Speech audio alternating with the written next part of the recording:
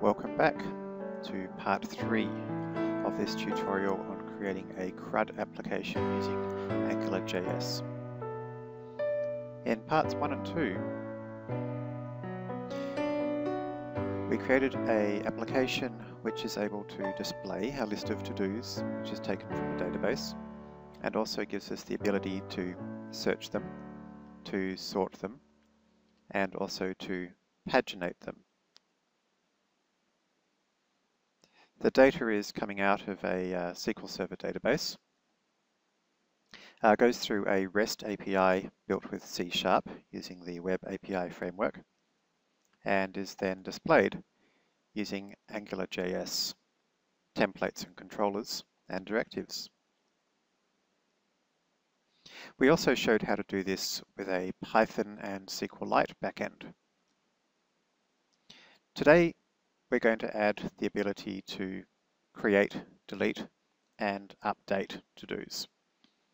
After that, we will have a basic working CRUD application.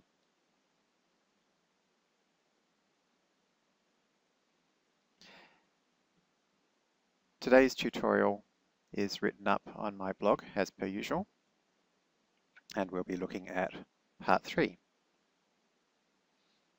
To get started, let's add the ability to delete. In order to delete a to-do, we're going to have some button that we can click in our interface to delete a particular to-do. So we'd like an icon next to each of our rows that we'll be able to click on to delete.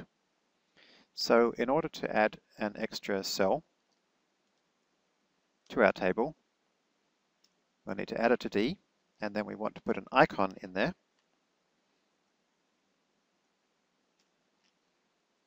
And let's see what we have. There's no delete by the looks of it. Is there a remove? There is a remove. Okay, so we'll add an icon called remove.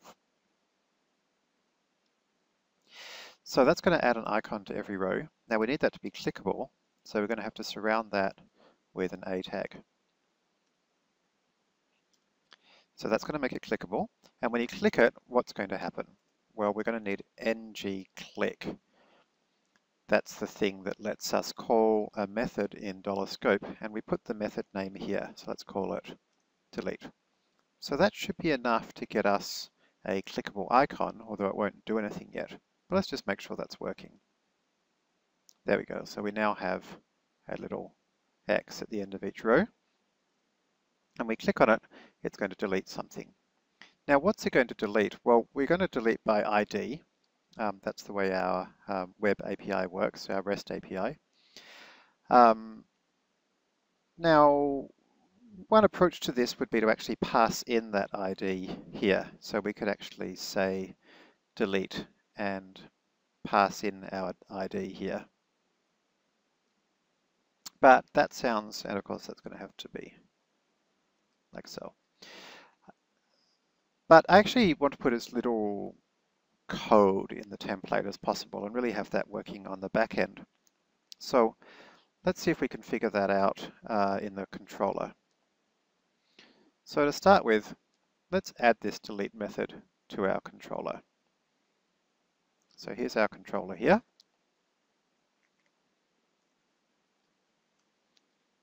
Let's add a new function called delete. And as we discussed, it's not going to take any parameters. So somehow we need to get the ID of the current to-do. Now how are we going to do that? Well, as we go through this ng-repeat, each of the items ends up in this object called to-do.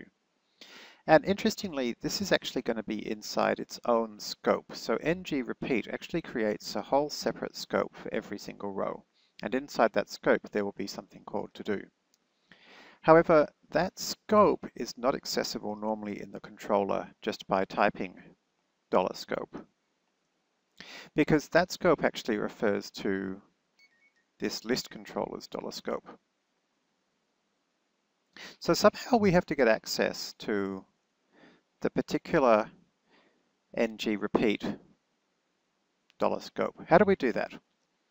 Well, the trick is to use the JavaScript keyword this. If you've used JavaScript much, you'll know that this is a bit of a mysterious beast in some ways until you understand exactly how it works. So let me explain first exactly what this means. When you are inside an object, this actually refers to whatever is before the period sign, before the full stop, in the thing that's calling you. Now in this case, the thing that's calling us is delete. And delete actually, because it's inside an Angular directive, actually refers to $scope.delete. And in fact, because we're inside a repeater here, inside ng repeat, it's actually referring to the repeat scope. So it's not referring to the list controller scope, it's actually referring to the repeat scope. So that means that since this is $scope.delete inside a repeat, that means that inside that method, this will be referring to the ng repeat scope. That means that we can actually type this .todo inside here and get access to this particular object. So if that all sounds a bit confusing in terms of why it's the case, then you can just take away the main message, which is when you're working with a ng repeat, you can get the object that you're currently working with by simply using this inside any method that you call from that repeat. So we want to grab hold of the ID from there. So let's do so now.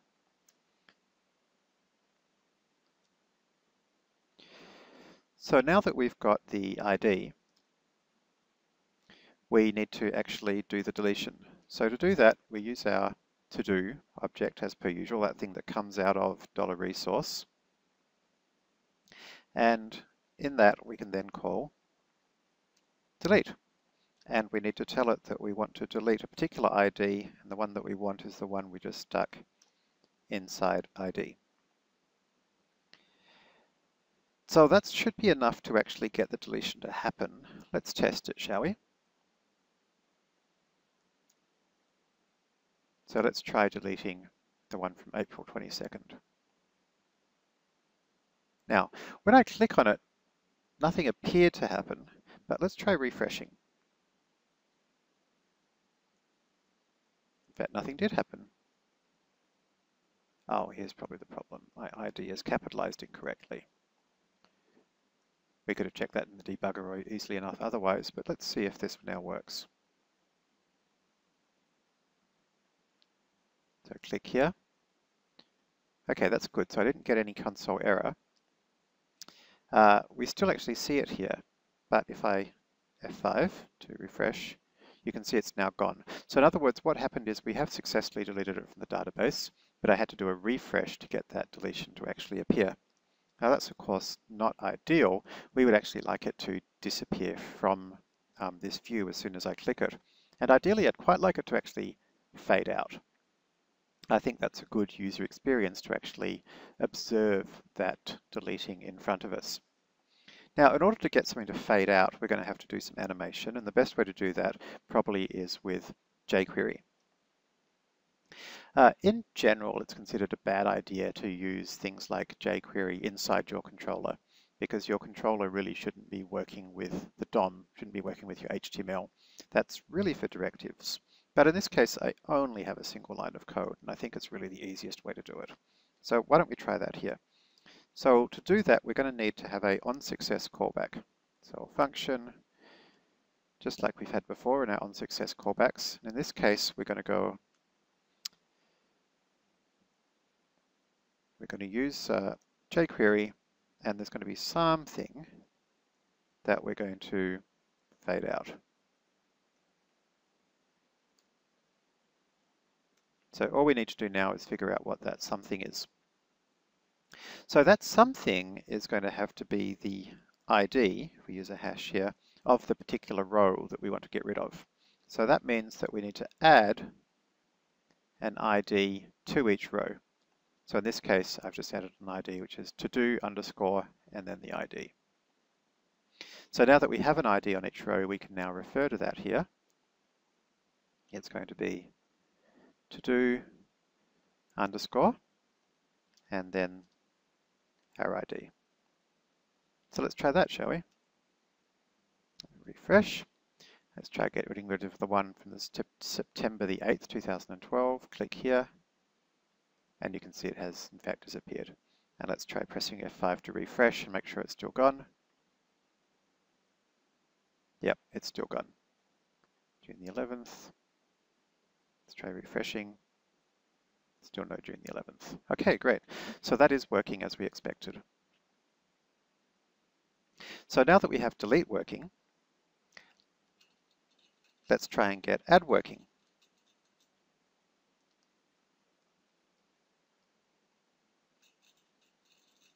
So in order to add an additional to-do, we're actually going to have to create another template for that because we want a whole other screen where you can add that information.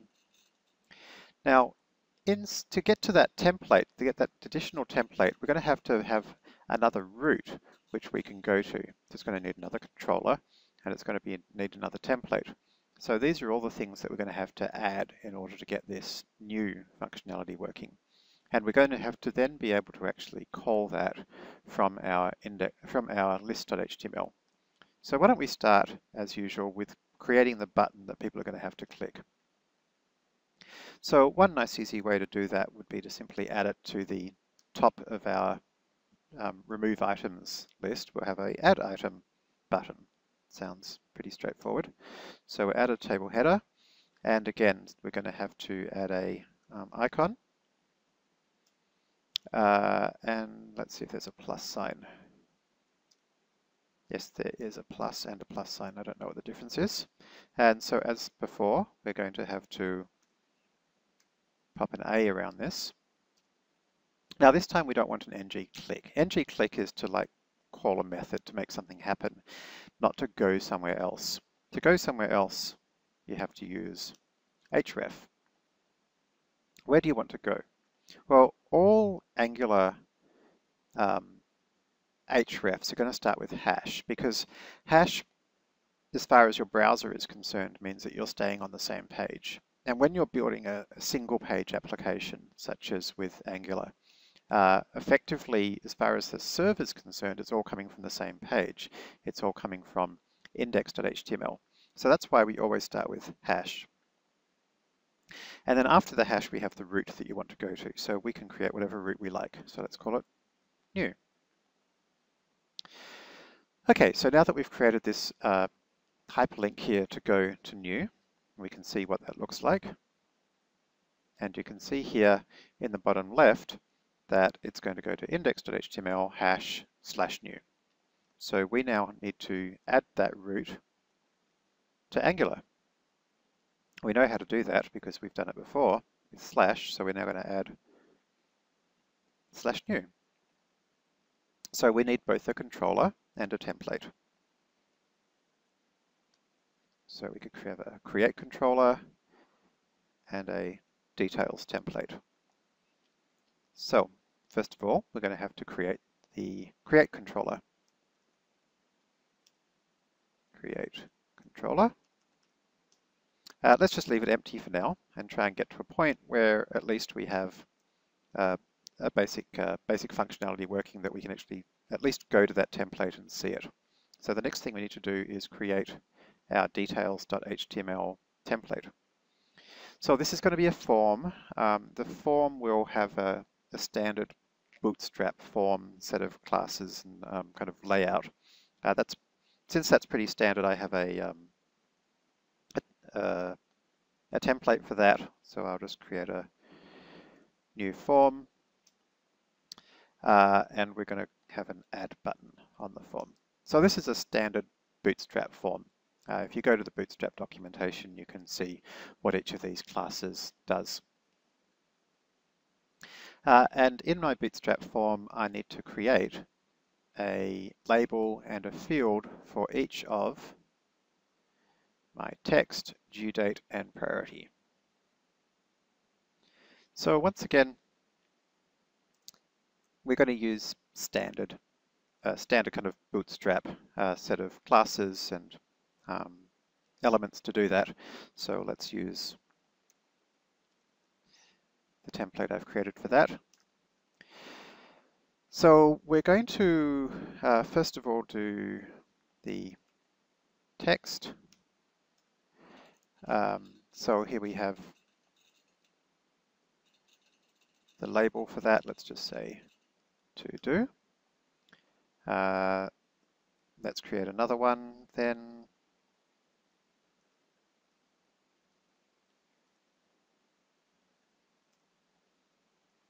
Which will be due date.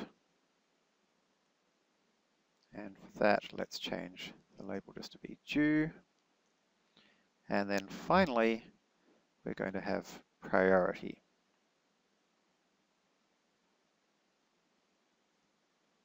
Priority. Now, one thing to point out with priority is that we don't need to use just input type equals text. There's actually all kinds of other types we can use here as defined by HTML5. And for example, there's one which is input type equals number. That's going to ensure that we actually put in some more appropriate data in here so that somebody doesn't insert something that will not be a valid priority. As you'll see when we run it, it also gives us some nice number-specific functionality. So let's have a look at what else is going on here. So as well as our standard Bootstrap classes and the usual labels and so forth, we have a couple of extra things. The first is interesting. It's ng-class. We haven't seen this before, and this is really neat. ng-class takes a JavaScript object where the keys are the classes that you want to add, and the values are things that return true or false, where if it's true, then that class will be added. So in this case, error will be added if form.priority.$invalid is true. We'll look more at validation in a future tutorial, but for now, just recognize that in your form, the field name .invalid property will be set to true if your input does not validate correctly. So for example, in this case, if you didn't have a number in it, it won't validate correctly, which is going to cause the class error to be added. So let's try this out. That's looking pretty good at this stage.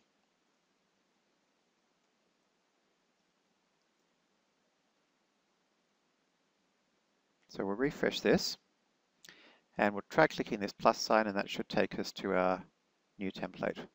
And yes, indeed it did. And you can see here that the special type equals number has added up and down arrows. I can type a 2 into here, and if I type something that's not a number, you can see it goes red. That's that error class being added to it. And I can also increase and decrease. That's all the functionality we have so far. One other thing I might do for looks is to just add a header on top.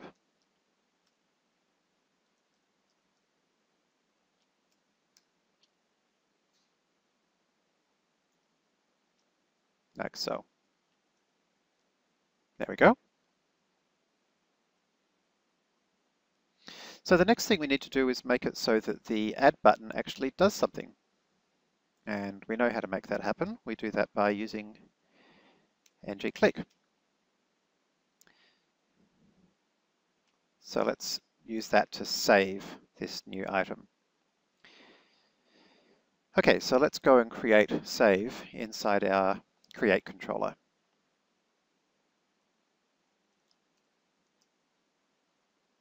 So save doesn't take any parameters. And what we want to do is we want to call to do. That's our $resource object, remember, and that's going to have a save method. And what do we want to save? Well, here's where something pretty amazing just happened.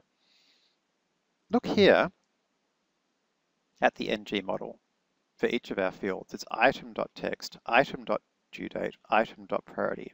What is item? When we first load this up, item is not anything. We never set it to anything. But as soon as I put anything into one of these text boxes, It then tries to set item.text, and Angular is smart enough that if item doesn't exist, it will just create it for us as an empty object and then immediately set .text. So the neat thing is that once this form starts getting filled out, $scope.item is automatically created for us. We know it's in $scope because everything inside an Angular directive value is always considered to be inside $scope. $scope's the way that we share information between our template and our controller. So actually all we need to do is save our item. So after we save it successfully, then obviously we want to go back to our list in order that we can see it there. So we need to now add our Unsuccess Callback. And although this is a single page application, there are different routes or different templates that we need to be able to navigate. And Angular handles all of that complex history management and everything for us. And it's all abstracted away inside this special service called $location. So you can look in the Angular documentation to see exactly how that works. In this case, we're just going to use the path method and tell it what route we want to go to. We're just going to go to slash. So once we've saved it successfully, we're going to go back to slash.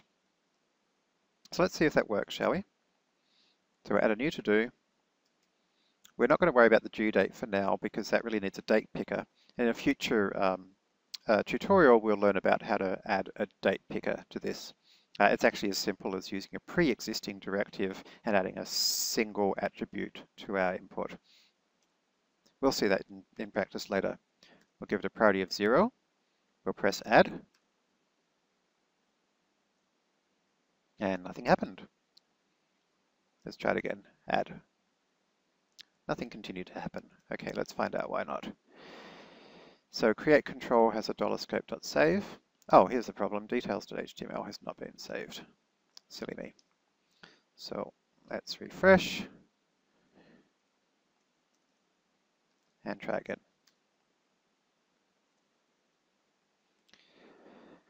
All right, item is not defined at object.$scope.save. And I think I know exactly what the problem is here. It's not called item, of course, it is $scope.item because it was created inside our template. Let's refresh that and try again. There we go. So that has successfully added this with the priority we requested, and then we can delete it again. So now we have delete and add working correctly. In order to create the ability to edit these to-dos, we first of all, of course, need an icon that we can click next to each one. So let's simply copy the delete one and replace it with, there's no update. Is there an edit? There is an edit, so let's replace it with an edit. Now, of course, in this case, we actually have to go to a whole new screen to do this editing. So we're going to need an href for that. And as before, it starts with a hash. And this is where we can now put in any route we want to. So we'll call it edit. And of course, that means that inside app.js, we need that route to be added in here. So edit. So in this case, we're going to have a new controller, edit controller. We can use the same template, however, details.html should be fine. It's got basically the same structure as what we want. So let's now create our edit controller. So there we've got our edit controller. And in this case, the template actually needs to be pre-filled in with the item we clicked on. So what that actually means is we need to do more than just say href equals edit. We actually need to say which ID are we editing, and let's put that into the actual root or the actual URL. So of course the ID we're editing is simply to-do.id. So let's put it there. So that means that if we have a look at how that looks on the page now,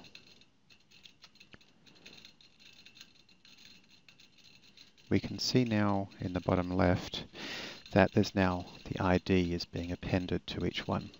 So what we now need to do is we need to tell Angular that we actually want to save the value of that to use it later. So to tell it that we want to put something from the URL into a location to use later, we can start with colon and then we give it the name of the parameter. So this is going to now say, okay, there's going to be an extra thing in the URL and I want you to save it as something called edit ID. So we now need something that allows us to find information from those root parameters. And in fact, Angular has a service for that.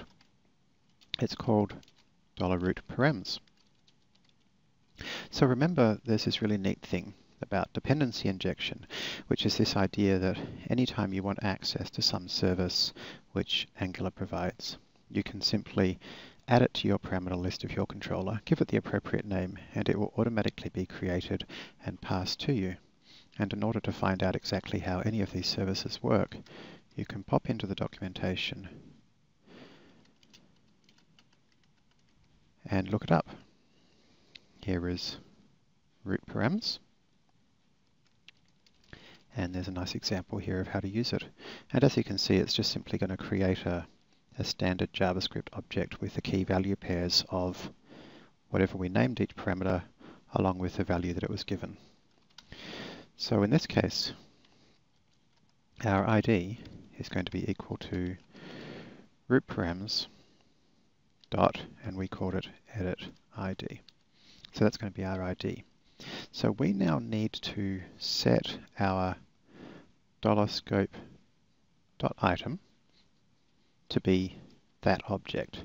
And that's really easy to do, isn't it? You just go scope.item equals, and this is where we can use our to-do, oopsie-daisy, our to-do class, this $resource object, and we can call get and pass in an ID to be set to the ID parameter. And it should be as easy as that. So that should be enough at this point to be able to display whatever we want to inside our details page. So let's try it, shall we? So we'll click on, let's say, to do number 9. And we can confirm here is to do number 9.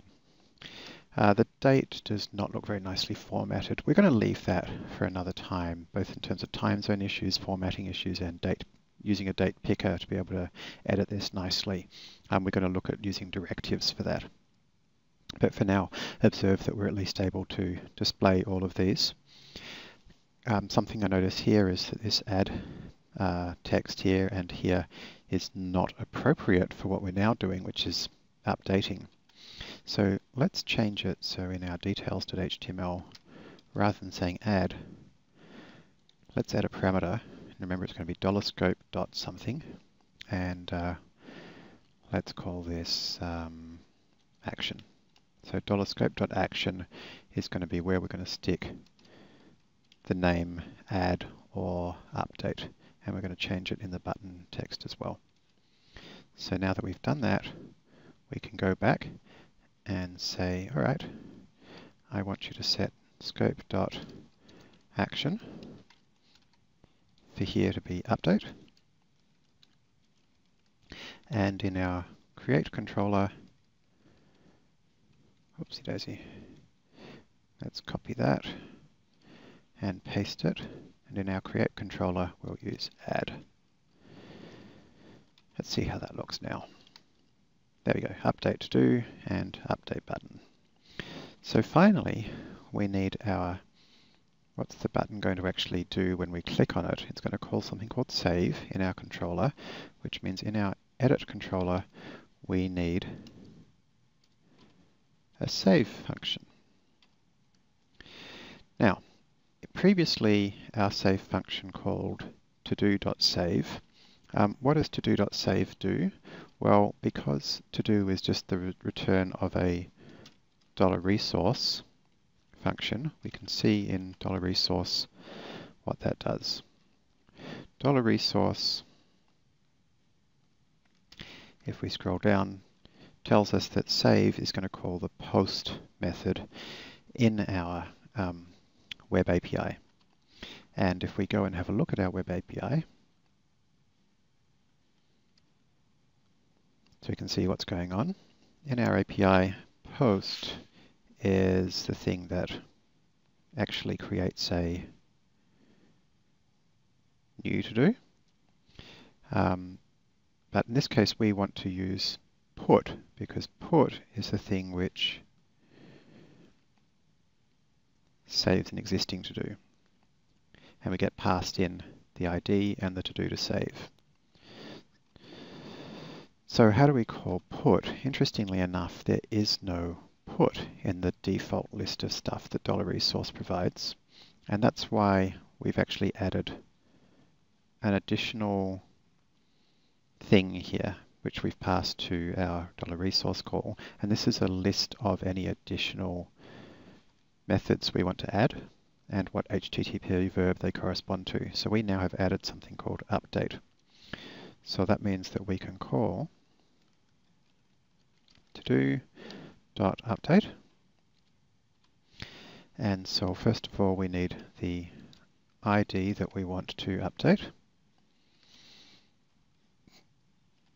And then we need the item that we want to update it with.